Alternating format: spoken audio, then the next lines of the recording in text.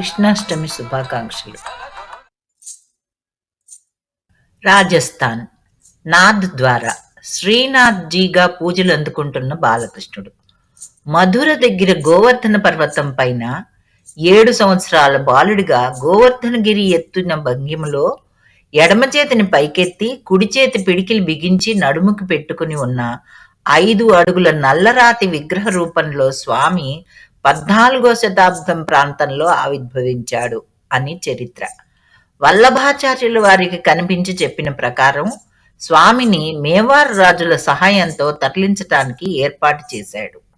వల్లభాచార్యులు గారి కుమారుడు విఠల్ నాథ్జీ ఈ విగ్రహాన్ని నాథ్ ద్వారా ఆలయానికి చేర్చాడు. ఇక్కడ స్వామిని పేరు పెట్టి శ్రీనాథ్జీ అని పిలవటం తప్పుగా భావించి ఠాకూర్జీ అని పిలుస్తారు.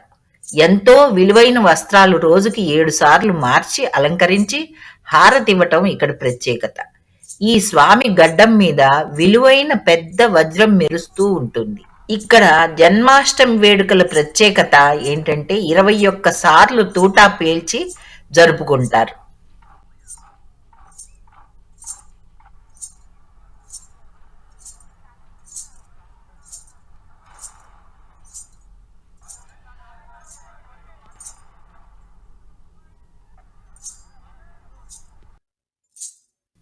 కృష్ణుడి పుట్టినరోజుకి 54 రకాల నైవేద్యాలు పెట్టడం ఆనవాయితీగా వస్తుంది.